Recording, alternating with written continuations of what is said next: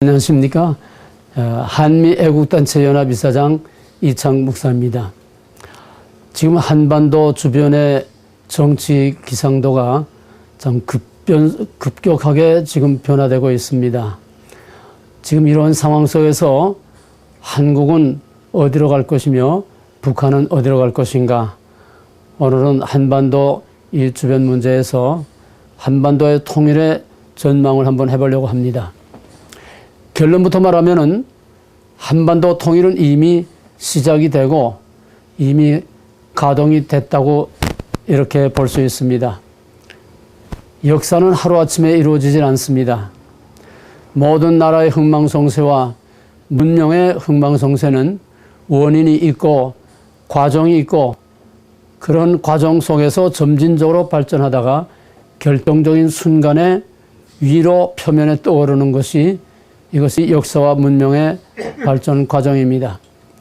종교개혁이 있기 위해서는 기나긴 십자군 전쟁을 거쳐서 십자군 전쟁으로 인한 휴머니즘 정신이 눈을 뜨기 시작하면서 이 휴머니즘 운동의 결과로 폭발한 것이 바로 종교개혁과 르네상스라고 하는 것입니다.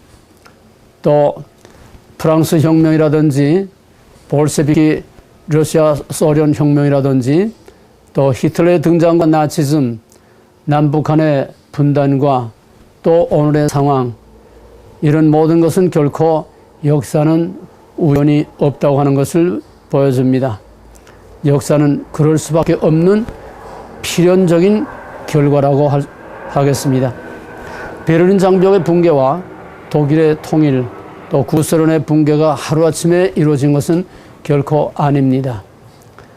구소련의 붕괴가 있기 위해서는 바웬사가 이끄는 폴란드의 노조의 자유투쟁을 비롯해서 또 그 내부 중심에서는 무시무시한 스탈린 독재 치하에서 후르츠초프, 옐친, 고르바초프라고 하는 이런 개혁 정신을 가진 사람들이 노동당의, 공산당의 중심부로 떠올라서 스탈린이 죽자 이들 세력들이 점점 저들의 정체를 드러내면서 동구권의 자유의 물결과 또 베를린 장벽의 붕괴와 동독의 붕괴와 독일의 통일과 이 때를 맞춰서 결정적인 순간에 군중들을 제압하려고 나선 군인들이 오히려 자유의 물결에 합류함으로써 우리가 뉴스에서 본 감격스러운 장면, 옐친이 군중 속에 탱크에 올라가서 러시아 길을 휘두르면서 혁명을 외침으로 결국 구소련은 무너지고 말았습니다.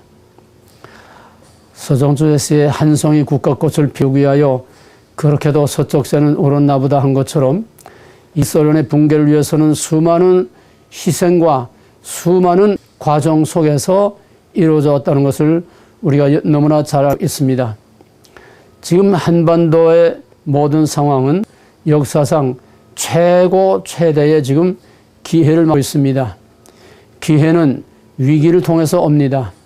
위기를 위기로 알고 정확하게 대처하면은 그 위기가 오히려 결정적인 찬스가 되는 것이고, 위기를 알지 못하는 위기의식이 결여될 때에는 그 위기가 다시는 돌이킬 수 없는 멸망과 파국을 가져오게 됩니다.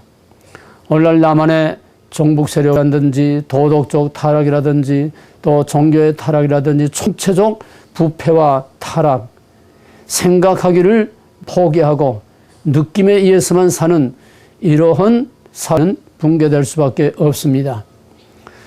또 북한은 북한대로 지금 최악의 위기를 맞고 있습니다. 그래서 북한은 북한대로 지금 폭탄을 안고 불쑥 뛰어드는 것 같은 무모한 도발을 지금 감행해 왔던 것이다. 이래서 한반도에는 지금 역사상 전에도 후에도 없는 마지막 기회가 라고 이렇게 보아집니다.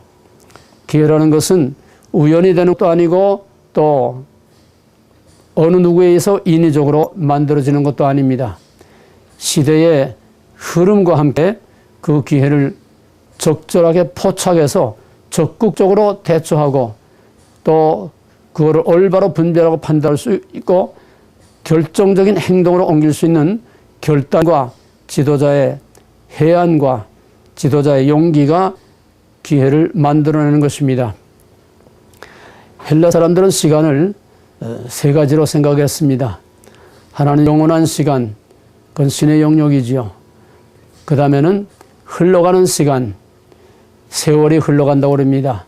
세월이 흘러가는 것은 큰 강이 흘러가는 것과 같습니다.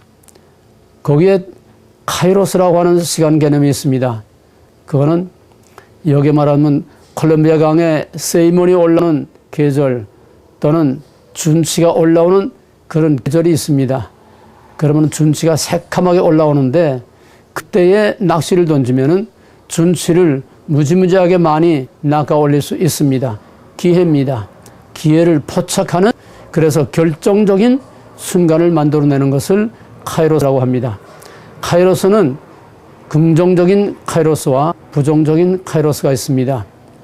부정적인 카이로스로 말하면 무시무시한 스탈린 독재를 가져오게 한 볼셰비키 혁명, 그는 분명히 기회를 포착해서 혁명을 일으켰습니다.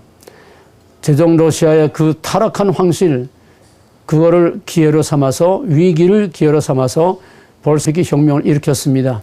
그러나 그것은 저들에게는 기회였지만은 절대 다수 대중에게는 결정적인 위기를 오히려 만들어낸 것입니다. 히틀러 또 다른 면에서 보면은 프랑스 혁명이라든지 또 이러한 구소련의 붕괴라든지 이런 것들은 다 기회를 올바로 포착해서 종교개혁과 같은 새로운 시대를 창출해내는 긍정적이고 역사를 창조해내는 이런 결정적인 카이로스들이 있습니다. 지금 우리에게는 우리 한국의 근대사에서는 지금 두 개의 기회를 우리는 가졌습니다.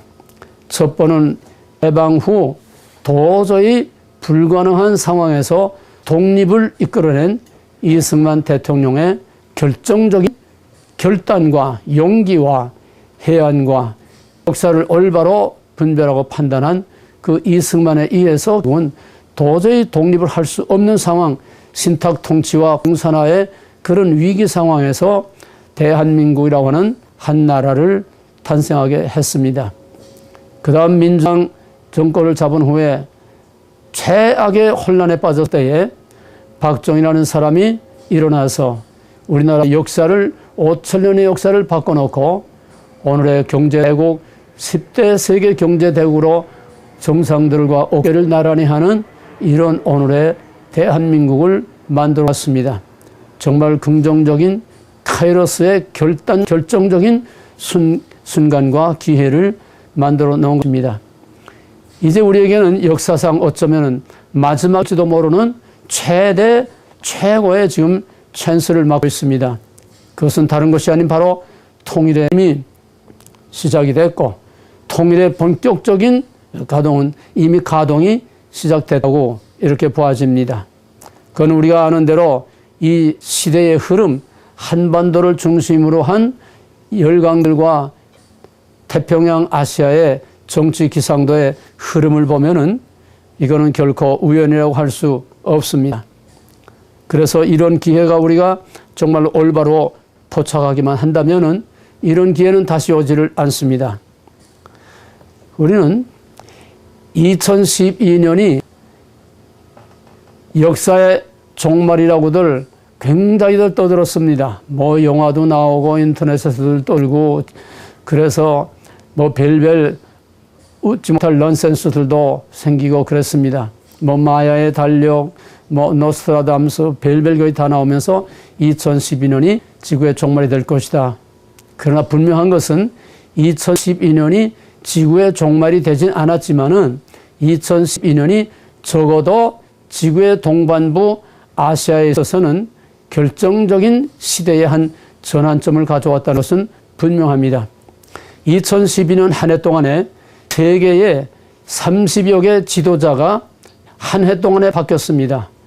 그 중에서 특히 한반도를 중심으로 한 육자회담 당사국, 남북한과 중국, 러시아, 일본, 미국의 지도자들이 일시에 한 해 동안에 다 바뀌었습니다. 2012년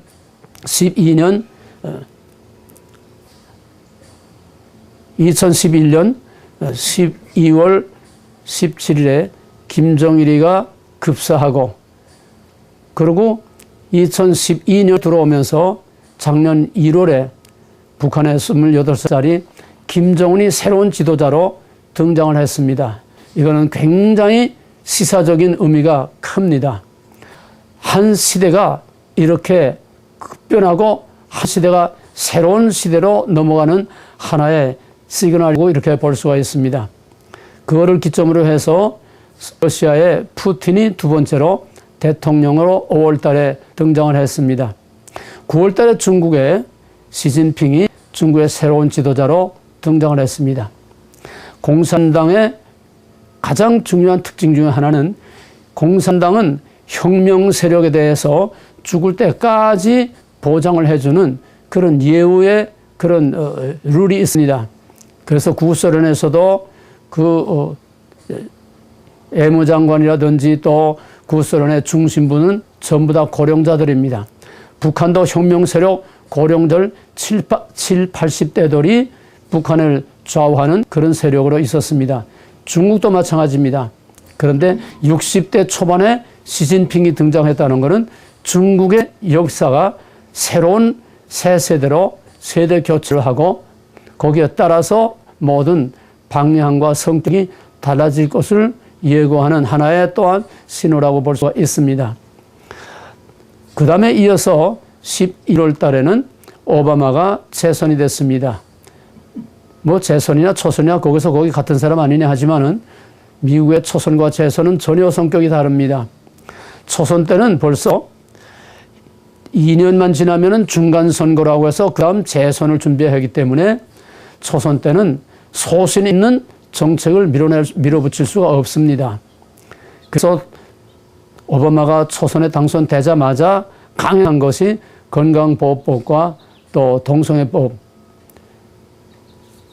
그러고 나서 이제 재선이 되고 나서는 다시 재선의 여지가 없기 때문에 재선이 되면은 소신껏 밀고 나갈 수 있는 그런 정말 결실을 맺을 수 있는 그게 바로 재선입니다. 오바마가 다시 재선에 됐다고 하는 것은 미국의 대북 정책과 아시아 정책에 어떤 성격을 보이는 한 것을 여실히 보여준 또 하나의 신호라고 할 수 있습니다. 그 다음에 12월 달에 들어와서 일본에서 아베가 극우 세력으로 또 등장을 했습니다. 마지막 12월 19일에 남한에서 박근혜가 대통령으로 당선됐습니다. 그럼 가만히 이 흐름을 보세요. 2012년 1월 달에 북한의 김정은이가 새 지도자로 등장한 걸 비롯해서 육자회담 당사국인 러시아와 중국과 미국과 일본을 한 바퀴 돌아서 마지막 한국 남한의 박근혜 대통령 단성으로 육자회담 당사국 지도자들이 싹 물갈이가 됐다고 하는 거, 이거는 한 시대가 지나가고 새로운 시대가 온다고 하는 것을 우리에게 예고해 주는 겁니다. 그런 의미에서 2012년은 한반도를 중심한 아세 지도가 완전히 새로운 판으로 짜진다는 것을 우리가 여실히 볼 수가 있습니다. 이렇게 해서 새로운 지도자의 등장은 역시 새로운 분위기를 만들게 된 것입니다. 먼저 여기에 맨 먼저 중심 역할을 한 것이 바로 젊은 새로운 북한의 지도자 김정은입니다. 김정은이가 등장해서 9세대 고령자들과 또 군의 기득권자들을 다 숙청하고 세대 교체를 할 뿐만 아니라 김정은이처럼 노련한 이런 경륜과 경험이 없기 때문에 참 위험천만하고 예측불허한 그런 위기의식을 자꾸 조성을 해서 천안함 폭침과 연평도 도발을 비롯해서 금년에 들어와 가지고 3차 핵실험과 미사일 발사를 중국의 사전 통보도 없이 그냥 뻥뻥 쏴버리고 말았습니다.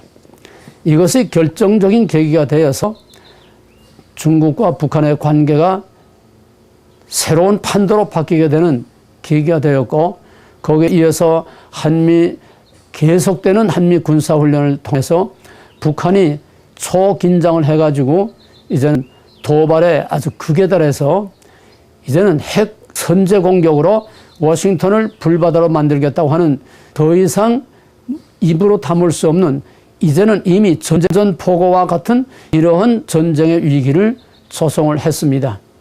이렇게 해서 결국은 전 세계 의목이 북한의 김정은이가 무슨 일을 저지를 것이냐, 이거는 철없는 어린아이와 같기 때문에 이득을 부러워하는 그런 위기의식을 가지고, 미국도 겉으로는 덤덤한 것 같이 넘어갔지만은 속으로는 저기 무슨 짓을 할지 예측할 수 없는 사람이기 때문에 사실상은 굉장히 긴장을 했었습니다.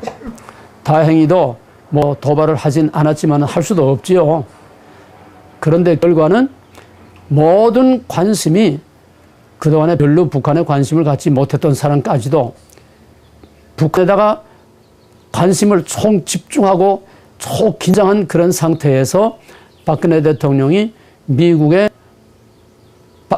방문해서 한미 정상회담을 갖게 되었습니다. 김정은이가 박근혜 효과를 극대화시킨 겁니다. 초긴장해서 초점을 전부 한반도에 집중시켜놔서, 그런 시점에서 남한의 새로운 대통령이 미국에 왔다고 하는 것은 전혀 새로운 시대에, 새로운 상황, 새로운 분위기에서 한미 정상회담이 새로운 지도자들 간에 이루어진다고 하는 것은 굉장히 관심의 초점이 될 수밖에 없습니다. 이래서 김정은이가 박근혜의 방미에 아주 효과를 극대화시켜준 그런 역할이 됐습니다. 그렇게 해서 우리가 보았다시피 한미 정상회담을 통해서 한반도 평화와 아시아 평화와 또 대북 북한에 대한, 거기에 대해서 목소리와 입을 맞추어서 이젠 보다도 강력한 대응책과 강력한 동맹과 함께 통일의 기반을 조성하는 결정적인 기반과 틀을 마련했고, 마지막 미 의회 연설을 통해서 정말 미 정가를 완전히 흥분의 독으로 몰아넣다시피 조용한 흥분으로 박수가, 그 뒤에 맞불 이어서 오바마가 중국의 시진핑과 미중 정상회담을 했습니다. 미중 정상회담에서도 한미 정상회담과 똑같은 입을 맞추어서 중국과 미국은 북한의 핵 보유국을 결코 인정하지 않을 것이며, 북한에 대한 유엔 제재를 적극적으로 추진할 것이며, 북한의 그 핵을 결코 허용하지 아니할 것이라고 하는, 완전히 입을 꼭 맞추어서 마치 중국과 미국이 동맹국인 것처럼 착각할 정도로 이렇게 밀착이 됐습니다. 중국이 유엔에 들어온 이후에 이 정도로 미국과 입을 맞추고 미국과 한 목소리를 내고 이 정도로 미국과 밀착된 예가 없습니다. 북한을 항상 끼고 돌면서 과거의 구소련이나 러시아나 중국은 언제나 안보리에서 비토권을 행사하지 않으면 기껏해야 기권을 하는 것으로 일관했지, 미국과 이렇게 보조를 맞추고 이렇게 일관된 그런 목표를 가지고 있었던 건 이전에 없었습니다. 유엔에서 북한의 핵실험과 미사일 발사와 함께 보다도 강력한 제재를 하고 나서 과거에는 그저 미온적으로 그냥 그래 넘어왔지만은 이제 금년에 들어와서는 중국이 북한의 제재에 누구보다도 적극적으로 지금 나서서 전 지방정부에 전부 공문을 보내서 북한으로 들어가는 모든 물자를 엄격하게 철저히 검색하라는 지시를 내리고, 북한에 들어가는 가스라인을 막았다고 하는 그런 말까지 있습니다. 막았다고 열어놨는지 아직 정확히 저는 모르겠습니다만은, 또 북한으로 들어가는 모든 물자의 철저한 검색과 식량을 그저 겨우 죽질 만큼만 지금 대주고, 북한으로 들어가는 오일의 80%가 중국을 통해서 들어가고, 북한으로 들어가는 식량의 45%가 중국에서 식량이 들어간다고 합니다. 그럼 중국에서 생활 필수품은 거의 다 중국에서 들어가는 거고, 그러면 중국에서 북한을 적극적으로 제재하면은 북한은 더 이상 버텨낼 수 없는 지금 마지막 한계점까지 와 있습니다. 이제 북한을 보게 되면은 북한은 북한대로 이제는 과거 클린턴 8년, 부시 8년, 오바마 4년, 과거 20년 동안 북한이 재미를 본 거는 두 가지 카드입니다. 도발하고 손 내밀고 협상, 도발하고 협상하고 손 내밀고 받아먹고, 도발, 협상, 도발, 협상, 이 두 가지 카드를 번갈아 가면서 20년 동안 울고 먹고 빼먹고 20년 동안 지금까지 버텨오면서 뒤로 미사일을 개발해 왔는데, 이제는 상황이 달라졌습니다. 3차 핵실험과 또 미사일 발사 금년에 들어와서 하고 나서는 중국이 완전히 등을 돌렸을 뿐만 아니라 이제는 다급해지니까 이제 전쟁의 위기를 조소하면서 공갈을 쳐도 미국이 끄떡하지 않고 남한도 끄떡하지 않고, 이제 도발은 결코 용납하지 않는다, 단호한 그런 대응책을 계속 내놓고 있으니까 북한으로서는 공갈 치는 도발도 그 카드가 이제 익스파이어 됐고, 협상도 이제는 협상하자 하는데 협상 카드 익스파이어가 돼서 지금 도발과 협상 두 카드, 북한에 더 이상 다른 카드가 없는 이 두 카드가 이제는 다 익스파이어가 돼가지고 먹질 않습니다. 이제 북한은 미국에 자꾸 협상 탭으로 나와라. 더 이상 길이 없기 때문에 다급했습니다. 그럼 미국은 핵 포기를 행동으로 보이지 않는 한은 협상은 없다. 또 박근혜 정부 들어서서도 핵 포기를 행동으로 보이지 않는 한은 회담을 위한 회담은 없다. 단호하게 나가니까 이제는 북한으로서는 협상도 안 되고 도발도 더 이상 맥히질 않고, 북한으로서는 이제 카드가 없습니다. 그러면서 북한은 점점 식량의 위기, 경제 위기, 총체적인 위기를 만나가지고 북한은 이제 마지막 의미까지 지금 다 왔습니다. 언제까지 버틸 수 있으며 언제 무너질지 알 수 없는 이런 상황에 와 있고, 만약에 중국에서 계속해서 제재를 강화한다고 하면은 북한은 1, 2년을 넘길 수 없는 상황까지 지금 와 있습니다. 이런 상황 속에서 미국과 한국, 미국과 중국이 한 목소리로 내는 그런 상황에 와 있는데, 거기에 이어서 박근혜가 이번에 중국을 방문해서 시진핑과 정말 상상도 할 수 없을 정도의 미로를 했습니다. 상상할 수 없을 정도의 파격적인 대우를 받았습니다. 물론 여기에는 중국의 여러 가지 그만 속도 있고 여러 가지 제스처가 있다고 봐야 하지만, 어쨌든 A형으로 나타난 것으로서는 과거의 세계의 어떤 정상도 그런 예우를 받지 못한 최고의 파격적인 예우를 받았습니다. 이게 뭡니까? 중국이 이제는 한반도에 대해서 한국을 끌어안지 않을 수 없는 그런 상황에 와 있다는 것입니다. 첫째는 북한을 더 이상 끼고 돌 수 없다고 하는 한계를 느낀 겁니다. 북한은 지금까지 중국의 대북 정책은 현상 유지였습니다. 그런 거죠. 망하지도 말고 통일도 되지 말고 현상을 계속 유지하는 것이 중국으로서는 최선책이라고 생각했습니다. 왜? 북한이 있음으로써 미국과 중국이 국경을 맞대는, 통일이 되면은 미국과 중국이 국경을 맞대는 건데, 그래서 미국과 중국의 완충지대를 유지하는 것이 중국으로서는 최선책이라고 생각해서 북한을 뒷문을 지켜주는 그런 완충지대로 현상 유지를 정책으로 삼아왔습니다. 그런데 이제는 그 깡패 같은 전쟁 위기를 자꾸 조성하고 미국의 어마어마한 막강한 전력을 조지 워싱턴 항공모함 함대라든지 그 전단이 서해바다로 들어온다는, 또 대서양의 함대를 극동으로 이동시키는, 말하자면 북한 때문에 미국의 막강한 화력이 지금 한반도 중국 쪽으로 지금 자꾸 극동으로 배치되고 있는 이것이 중국으로서는 위협이 될 수밖에 없습니다. 이제는 북한을 더 이상 끼고 돌려면 미국과 겨루는 G2로서의 세계 리더급의 정상의 위상에 맞지 않은 이러한 애교적인 문제가 있고, 실제로 군사적인 위협을 오히려 당하는 이런 위치에 있고, 또 중국이 지금 가장 지금 경제 부흥을 일으켜서 미국을 앞지르려고 지금 경제 부흥에 총력을 기울이고 있는데, 자꾸 이제 전쟁의 위기를 조성하는 중국의 발전에 결정적인 장애가 되기 때문에 이제는 중국으로서는 북한을 더 이상 끼고 돌 수 없는 상황에 와 있고, 또 시대의 흐름과 전체 여론이 말단의 네티즌으로부터 시작해서 중국의 언론들과 심지어는 당의 기관지에 이르기까지 또는 고위층까지 이제는 북한을 버려라. 이제는 북한이 오히려 북한의 핵과 미사일이 미국이나 남한의 위협이 아니라 우리들의 위협이 될 수 있다. 저들이 과거 올람처럼 실컷 도움을 받고 중국과 전쟁을 했던 것 같이 저들이 언제 우리를 배신하고 그 핵과 미사일이 언제 우리에게 향할지 모른다.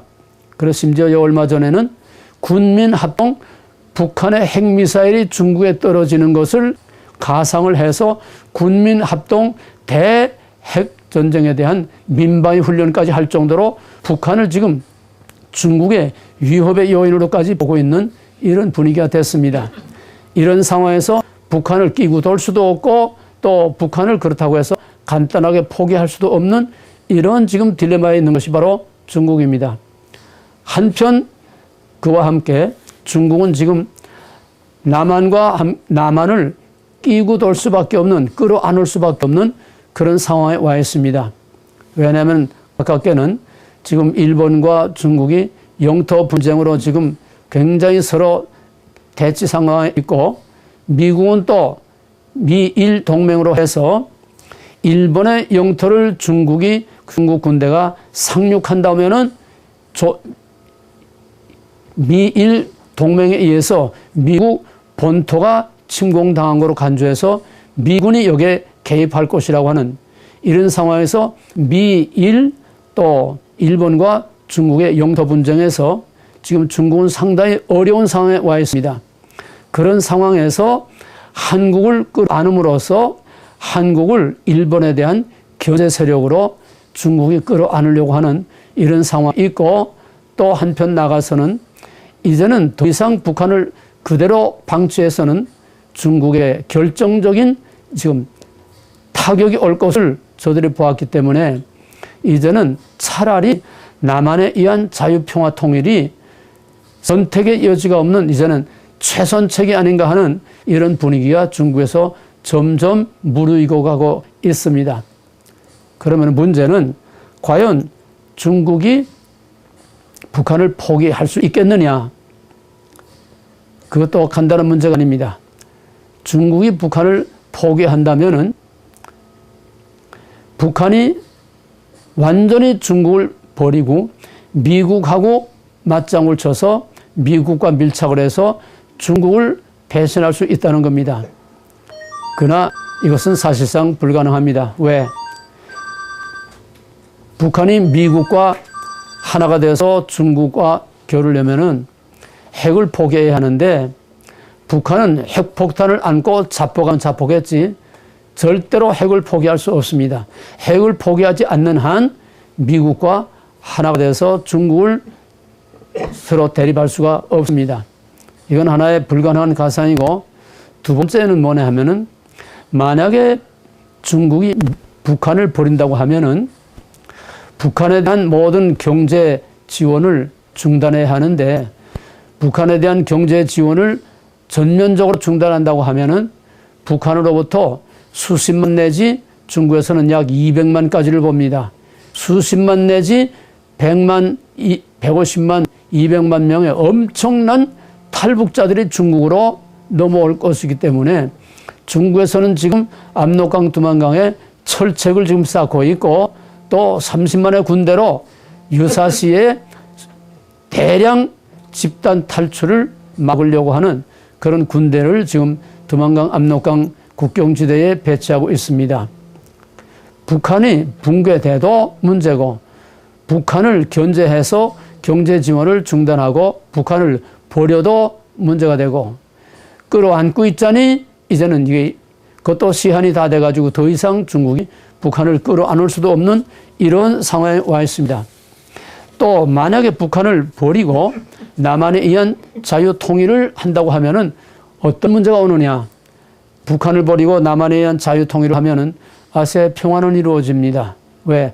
한국이 중국을 향해서 도발하거나 한국이 중국과 전쟁을 할 수 없는 건 그들이 너무나 잘 알고 있기 때문에 한반도에 의한, 남한에 의한 자유평화 통일은 아시아와 중국의 평화를 이루고 저희들이 마음껏 경제 발전을 시킬 수 있는 좋은 평화로운 요건이 되는 건 분명합니다만, 여기에 따라오는 문제가 남한의 기술력, 남한의 경제력, 북한의 인적 자원과 북한의 지하 자원, 이것이 하나가 될 때는 더더구나 군사력은 말할 것도 없고 막강한 새로운 파워가 등장하기 때문에 아시아의 파워의 이 구도가 바뀌고 중국으로서는 굉장한 견제 세력이 될 수밖에 없는데, 이러한 막강한 한국이 한미동맹에 의해서 한미일 삼국 동맹으로 강력하게 결석이 되는 날에는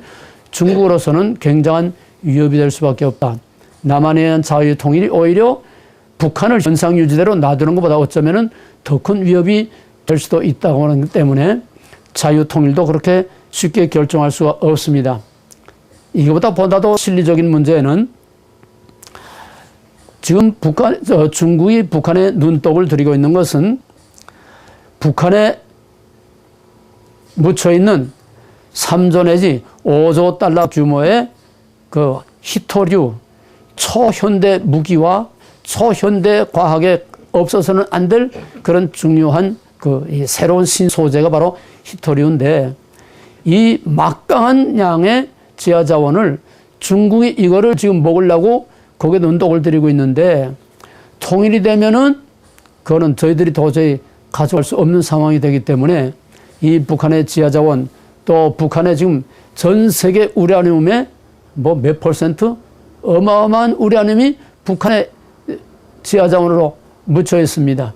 이런 지하 자원으로 인해서도 중국은 북한을 포기할 수 없는 그런 또 입장에 있습니다. 중국으로서는 뜨거운 감자와 같이 모든 세계 국제의 흐름과 아시아의 이 흐름을 봐서는 북한을 더 이상 끼고 돌 수도 없고, 또 실제로 버리자니 이런 여러 가지 어려운 문제가 오기 때문에 중국으로서는 한편으로는 북한을 냉대하고 지금 멀리하면서도 또 한편으로는 버릴 수도 없고 끌어안을 수도 없는 이런 딜레마에 있습니다. 문제는 이러한 모든 정치 기상도는 태평양의 이 일기 기상도와 같이 하나의 세계사적인 흐름 속에 있는 거지, 어떤 특정인에 의해서 인위적으로 되는 것도 아니고 우연히 되는 것도 아닙니다. 즉 시대의 흐름을 그 중국도 역행할 수 없고 시대의 흐름에서 벗어날 수 없다는 것입니다. 그러면 전 세계의 지금 시대적인 흐름이라는 것은 아시아의 평화와 세계 평화를 위해서는, 북핵 문제를 해결하기 위해서는 자유평화 통일 외에 더 이상의 선택의 여지가 없는 다른 카드가 없다고 하는 것이 지금 전 세계의 정치의 흐름입니다. 이렇게 되면은 중국도 어쩔 수 없이 자유평화 통일을 그 길을 선택할 수밖에 없지 않겠느냐. 문제는 이것을 누가 움직이느냐입니다. 세계의 역사의 흐름을 움직이는 것은 결코 우연이 아닙니다. 이것은 반드시 원인이 있고 과정이 있고 결과가 있는데, 그 모든 원인과 과정과 결과를 움직이는 것은 표면에는 나라들의 움직임과 무슨 회담 이런 거지만은 그 이면에서는 역사를 움직이는 하나님이 이 모든 것을 움직인다는 것입니다. 오늘날 한중, 한미, 미중 이 세 나라가 삼각관계에서 완전히 동맹에 가까운 그런 상황까지 밀착된 것도 결코 우연이 아닌 역사의 흐름이요, 이건 신적인 역사의 섭리라고밖에 볼 수 없습니다. 이런 상황 속에서 지금 세계 역사는 한반도 통일을 향해서 그 기류가 흐르고 있습니다. 여기에 오바마와 시진핑과 박근혜라고 하는 이 세 사람을 통해서 하나님께서 아시아의 새로운 그림을 지금 그려가고 있는 것이 우리 눈으로 확실히 보게 됩니다. 한반도의 분단이 어떻게 됐습니까? 카이로 선언에서 또 그 다음에 포츠담 선언에서 한반도의 자유 통일과 한반도의 자유 독립을 여기서 보장을 했습니다. 그런데 유엔에 가기로 해서 한국은 아직 스스로 독립할 그런 수준에 와 있지 못하다 해서 신탁 통치를 하려고 했지 않습니까? 결국 신탁 통치도 실패로 돌아가고 북한은 소련군이, 남한은 미군이 주둔해서 분단이 영구화됐습니다. 결국 미, 중, 영 세 나라가 카이로 선언을 하고 거기에 소련이 동참을 해서 포츠담 선언으로 오늘의 한국의 남북 관계를 이루어왔다고 하면은 지금 공교롭게도 정말로 묘하게도 중, 미, 한 이 세 나라가 이제 한반도의 통일을 위해서 지금 하나가 돼서 움직이고 있다고 하는 거, 이건 결코 우연이라고 할 수가 없습니다. 하나님은 이 때를 위해서 이런 지도자들을 지금 준비하고 또 이런 지도자들이 지금 등장했습니다. 분명한 것은 한반도의 통일은 이미 시작되었고 한반도의 통일은 지금 통일을 향해서 문이 지금 비거덕비거덕 열리려고 하고 있습니다. 이걸 전체로 한눈으로 보면은 마치 퍼즐을 맞추는 것처럼 퍼즐 쪼가리들을 하나하나 갖다 붙이면은 점점 그 그림의 윤곽이 드러나는 것처럼 지금 러시아, 중국, 또 미국, 한국, 일본은 조금 지금 구구파의 등장으로 조금 문제가 되고 있습니다만은 결국은 일본도 예외가 될 수가 없습니다. 이렇게 해서 지금 육자회담 당사국 남북과 주변 사강들의 그 움직임과 지금 돌아가는 판도를 보면은 한반도 통일이라고 하는 그런 퍼즐을 지금 맞춰가고 있는 그림이 분명히 눈에 보입니다. 그러므로 한반도 통일은 지금 벌써 이미 꿈틀거리고 있다고 봐도 결코 지나친 것은 아니라고 생각합니다. 문제는 이 모든 일들의 중심이 누구냐? 이 모든의 중심은 결국은 대한민국과 박근혜 대통령이 중심이 되지 않으면 안 되고 또 중심이 될 수밖에 없는 것입니다. 박근혜 대통령이 대통령 당선이 거의 확정됐을 때에 오바마가 박근혜 당선자에게 전화로 해서 축하하기를 박근혜 당선자는 앞으로 태평양과 아시아의 평화의 린치핀이 될 것이다 그랬습니다. 린치핀은 수레바퀴가 빠지지 않도록 끼는 축에다 끼는 핀인데 중심 역할을 한다는 겁니다. 즉 아시아의 리더로서 아시아의 판도를 움직이는 리더로서의 위치의 센터가 될 것이라고 하는 것을 오바마가 그렇게 말을 했습니다. 뭔가 오바마가 본 것이 있어서 그런지 우연의 일치인지 모르겠습니다만은 이것이 사실로 지금 점점 부각, 윤곽이 드러나고 있습니다. 하나님께서 하나님의 목적을 이루기 위해서 위대한 다윗의 왕국을 세우기 위해서 다윗을 룻과 보아스를 통해서 이새의 뿌리에서 어린 다윗을 막내를 기름 부어서 왕으로 세워서 어렸을 때부터 목동으로 양치기로 시작해서 모든 목자와 양의 관계를 터득하고 지도자의 리더십을 거기서 터득하고 골리앗을 때려눕히고 그래서 왕으로 기름 부음 받았지만은 사울 밑에서 기나긴 세월 동안을 험난한 고난 속에서 왕의 제목으로 실패하지 않을 강력한 다윗 왕국의 왕의 제목으로 준비해서 훈련시켜서 키워서 위대한 다윗의 왕국을 이룬 것처럼 하나님께서 이 마지막 때를 위해서 박근혜를 마치 다윗과 같이 어려서부터 청와대에서 볼 거 못 보고 정치의 중심에서 모든 것을 다 보고 듣고 또 터득하고 또 박정희 대통령과 함께 맨날 식탁에 앉아서 나라에 대한 이 얘기, 정치에 대한 얘기를 어려서부터 둘이 앉아서 그런 얘기를 하면서 식사를 했다고 합니다.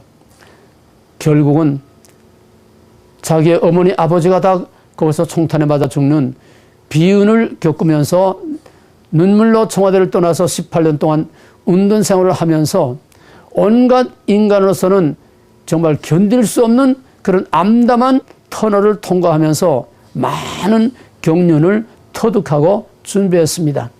고난 속에 준비된 다윗과 어쩌면은 박근혜도 똑같이 고난 속에 하나님이 준비한 이 때를 위해서 하나님께서 준비한 하나님의 종이라고 나는 그렇게 보고 싶습니다.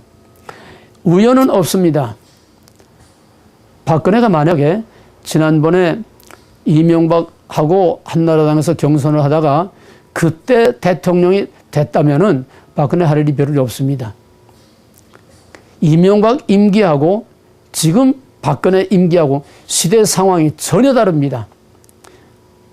지금 이명박과 시진핑과 오바마라고는 이 커플들이, 이 짝들이 이건 정말 황금의 커플이라고 이렇게 할 수가 있습니다. 하나님이 다 때를 맞추어서 이 때를 위해서 박근혜를 이 때의 위대한 지도자로 하나님께서 세워서 박근혜를 중심으로 한 아시아와 태평양의 새로운 판도를 짜는 중심 역할, 린치핀으로서 하나님께서 이렇게 준비했다고 봅니다. 사실 엄밀히 따지고 보면은 통일을 이끌어내고 통일 후에 상상할 수 없는 엄청난 혼란, 사람들의 의식에, 문화에, 사상에, 빈부에, 경제에 너무나 격차가 큰 그런 통일 후에 올 그런 문제들을 수습하고 그거를 극복하고 나갈 수 있는 그런 대통령감은 나는 박근혜 외에는 선택의 여지가 없다고 이렇게 보아집니다. 왜? 박근혜는 그냥 그저 어쩌다가 대통령이 된 그냥 정치꾼이 아닙니다. 어려서부터 거기서 자랐고 또 거기서 아버지 어머니를 잃었고 또 결혼도 하지 않은 독신으로서 자기가 말했듯이 자기는 대한민국과 결혼했다고 그러죠. 이제는 거기서 마지막 목숨을 다해서 아버지와 어머니와 같이 죽으면 죽으리라 오직 민족과 국가의 장래에만 생명을 걸고 있는 이런 대통령은 다시 나올 수 없고 또 아까도 말했듯이 모든 안팎의 국내외 또 정치의 중심에서 볼 거 못 볼 거 겪을 거 못 겪을 걸 다 겪으면서 이렇게 경험을 통해서 훈련되고 준비된 대통령은 다시 나올 수 없고 그런 과정에서 길러진 그만이 통일을 이끌어낼 수 있고 통일 후에 여러 가지 어려움을 극복할 수 있는 소위 대통합 화합을 이룰 수 있는 그런 대통령은 박근혜밖에 없다고 봐집니다. 어떤 의미에서 말했는지 모르지만은 김대중이 동서화합을 이룰 화해를 이룰 사람은 박근혜밖에 없다고 김대중이까지 박근혜를 찍은 걸 보면은 박근혜가 대통합을 지금 들고 나왔지만은 이거는 나는 앞으로 있을 남북 통일을 수습하기 위해서는 지금 동서 통일을 이루고 남한 안에서만이라도 대화합과 통합을 이루는 이 작업을 미리 하지 않고서는 남북 통일 이후에 대통합을 이룰 수 없기 때문에 이것 역시 못마땅한 점이 많이 있지만은 그러나 이것도 통일이라고 하는 큰 틀을 우리가 내다볼 때에는 이것도 우리가 넘어야 할 과정이라고 이렇게 봐집니다.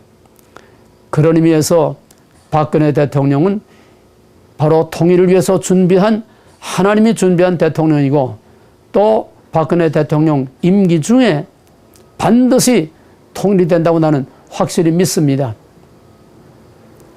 문제는 이제 임기 5년 동안에 과연 통일과 통일 후에 모든 문제를 수습할 수 있겠느냐? 너무나 짧아요. 임기 중에 통일이 된다고 해도 그렇게 모든 문제가 간단하지는 않습니다.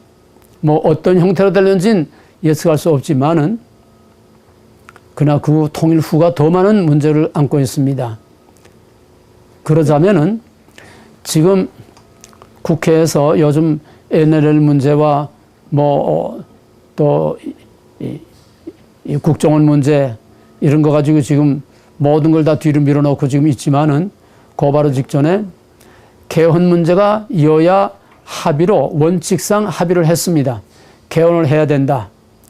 그런데 그 개헌이 어떤 개헌이 될지는 모르겠지만은 야당이 생각하는 개헌하고 여당이 생각하는 개헌은 물론 다르겠지요. 중요한 거는 현 대통령 임기부터 적용되는 4년 중임제 개헌은 반드시 이루어져야 한다고 하는 것입니다. 그렇게 되면은 현 박근혜 대통령이 8년 내지 9년을 할 수 있는 가능성이 열립니다. 그렇게 되지 않고는 통일과 통일 후의 문제를 담당하기가 어려워집니다. 만약에 박근혜 대통령 임기 중에 통일이 됐다고 해도 그거를 수습하고 끌어갈 만한 인물이 나오지 않으면은 차라리 통일 안 되는 게 좋을 만큼 엄청난 혼란이 오게 되고 내란에 준하는 폭동, 테러, 상상할 수 없는 혼란이 오게 됩니다. 그래서 이거는 통일과 통일 후를 수습해서 강력한 제2의 대한민국으로 강력한 도약을 하려면은 그런 강력한 나라로까지 이끌어 올릴 수 있는 대통령은 오직 박근혜 외에는 대안이 없다고 보기 때문에 박근혜 임기 중에 통일이 될 뿐 아니라 임기 중에 또한 통일 후에 모든 문제를 수습을 해서 아시아의 막강한 세계 정상급으로 올라갈 수 있는 리더 국가로 막강한 국력으로 또 국제 위상으로 높여지지 않으면 안 되고 그런 역할을 하는 것은 박근혜밖에 없다고 보아집니다. 대안이 있으면 누구든 내놔 보세요. 대안이 없어요. 그런 인물, 그런 시대와 그런 모든 것을 극복하도록 준비된 그런 인물이 없습니다. 이것이 우리 대한민국의 마지막 기회라고 보아지는 것입니다. 그럼 결론적으로 한반도 통일이 왜 이렇게 확실하냐? 왜 박근혜 임기 중에 한반도가 통일이 된다고 나는 이렇게 말하고 있느냐? 역사는 하나님이 움직이십니다. 모든 것은 다 때가 있고 다 기회가 있습니다. 천하보험사에 기회가 있고 목적을 이룰 때가 있나니 날 때가 있고 죽을 때가 있고 심을 때가 있고 헐 때가 있고 세울 때가 있고 헐 때가 있고 안을 때가 있고 멀리할 때가 있고 사랑할 때가 있고 사랑할 수 없는 미워할 때가 있고 다 때가 있다고 그랬습니다. 이 때는 통일의 때는 지금 이러한 때는 과거에도 없었고 앞으로도 없을 것입니다. 이 결정적인 이 기회를 놓치면은 남한과 북한은 영원히 다시는 기회를 얻지를 못할 것이고 현상 유지조차도 기대할 수 없이 그때는 남한도 쌍둥이 비닐처럼 언제 어떤 형식으로 붕괴될는지 알 수 없습니다. 참 생각만 해도 끔찍한 상황이 북한은 북한대로 남한은 남한대로 올 것이라고 이렇게 보아질 때에 이 기회는 온 국민의 마음과 뜻을 다 모아서 무슨 일이 있어도 자유평화 통일을 이루는 마지막 최선의 기회로 만들고 최선의 그런 결과를 가져와야만 될 것입니다. 그럼 마지막으로 왜 이런 통일이 지금 올 것이며 또 반드시 올 것이라고 믿느냐? 이거는 우리의 계획이 아니고 우리의 바람이 아니고 중국이나 미국이나 어느 나라 어느 지도자가 원한다고 해서 되는 것이 아니라 이거는 하나님의 역사 섭리입니다. 왜냐? 첫째로는 이 성경에는 짝이 없는 게 없습니다. 짝이 없으면은 그거는 성경이 아니거나 해석을 잘못했거나 잘못 본 것입니다. 유대 전통은 율법입니다. 율법에서는 둘 이상의 증거나 두 사람 이상의 증인을 반드시 필요로 합니다. 그래서 모든 성경은 다 짝이 있습니다. 과거와 현재의 짝이 있고 성경 안에서 짝이 있습니다. 나는 여기서 다윗과 다윗의 왕국의 모델을 여기서 보는 것입니다. 다윗, 그것이 바로 박근혜로 다윗의 왕국이 오늘 통일 한국의 위상으로 그렇게 볼 때에 한반도 통일은 반드시 하나님께서 이루시는 것인데 그러면 다윗의 왕국이 왜 남북으로 갈라졌습니까? 솔로몬의 우상 숭배 때문에 남북으로 갈라졌죠. 한국이 왜 남북으로 갈라졌습니까? 이건 정치적인 우연이 아닙니다. 포스담 회담 무슨 카이로 선언이 아닙니다.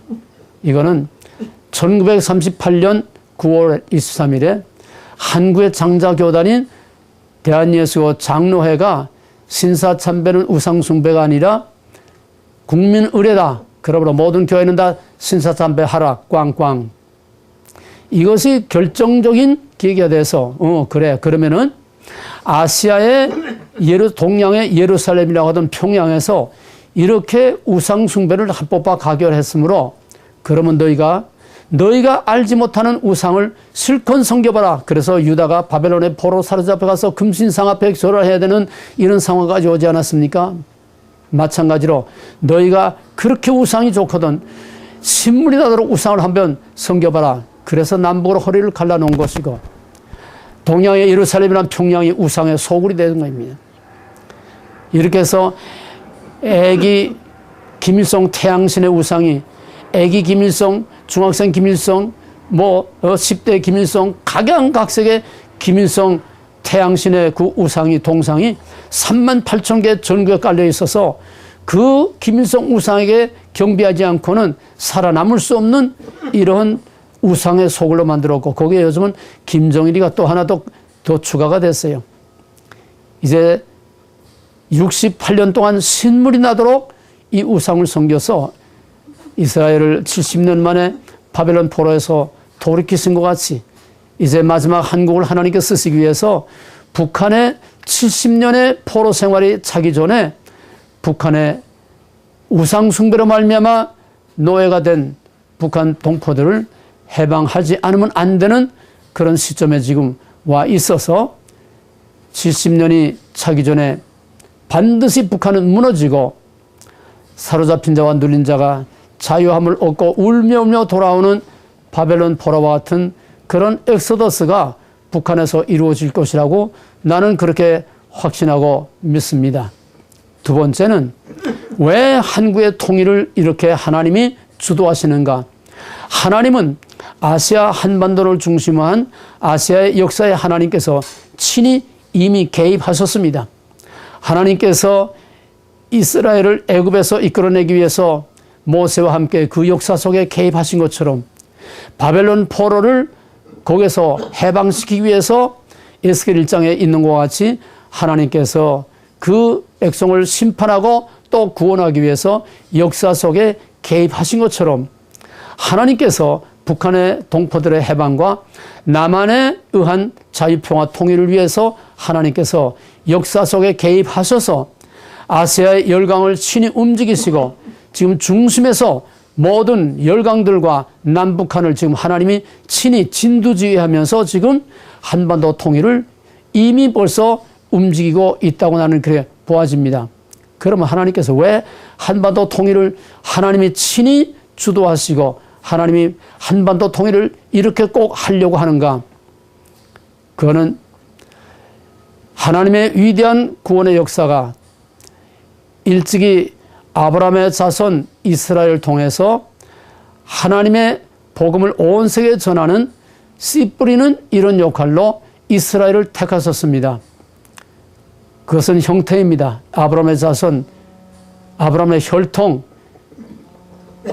민족, 국가, 그런 형태상의 이스라엘은 예수 그리스도를 죽임으로 해서 형태상으로 하나님의 구속사를 이루어오는 그 역할은 이미 끝났습니다. 이제는 형태가 아니라 본질인 영적인 하나님의 거룩한 백성 이스라엘로 영원한 하나님의 왕국을 이루기 위해서 마지막 종말에 영적인 이스라엘로 하나님께서 이 백성을 들어 사용하시기 위해서 한민족을 선택을 했습니다. 그래서 남북 통일을 이룸으로써 통일 한국의 위상과 국력을 다윗의 왕국과 같이 세계 열방 위에 강력한 나라로 하나님께서 높이 띄울 것을 지금 우리는 이미 보고 있습니다. 한국은 내부적으로는 썩을 대로 썩었고 정말 소돔과 고모라와 같이 총체적으로 썩어서 희망의 빛이 전혀 보이지 않아요. 그러나 국제적인 무대에 나가면은 한국의 위상은 하늘도 높은 줄 모르고 풍선처럼 자꾸 올라가고 있습니다. 이해할 수 없는 역설적인 이런 일들이 벌어지고 있어요. 하나님이 한국을 들어쓰실 목적이 있기 때문입니다. 왜냐하면 이 마지막 땅끝까지 복음을 전할 민족은 한민족밖에 없기 때문에 하나님께서 한민족을 들어서 하나님의 기나긴 구속사의 마지막 종지부를 찍는 온 세계에 하나님의 복음을 전하고 온 세계에 하나님의 이름을 떨치는 마지막 제사장 나라로 한국을 들어쓰기 위한 하나님의 계획을 가지고 계시기 때문에 하나님은 반드시 한반도 통일을 이루시고 통일 한국의 위상과 국력을 강력한 세계 리더 국가로 부상시키고 그 국력과 그 위상을 가지고 온 세계 땅끝까지 복음을 전하는 마지막 절정을 이루고 그리고 이 역사가 끝나고 주님께서 오심으로 하나님의 위대한 역사는 한국을 통해서 마지막 종지부를 찍게 될 하나님의 계획을 가지고 계시기 때문입니다.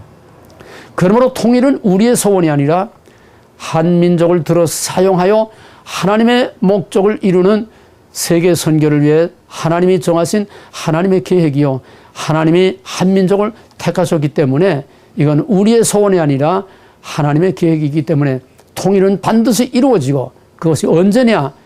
박근혜 대통령 임기 중에 어떤 형태로든지 통일의 문이 열린다고 하는 것은 확실히 믿습니다.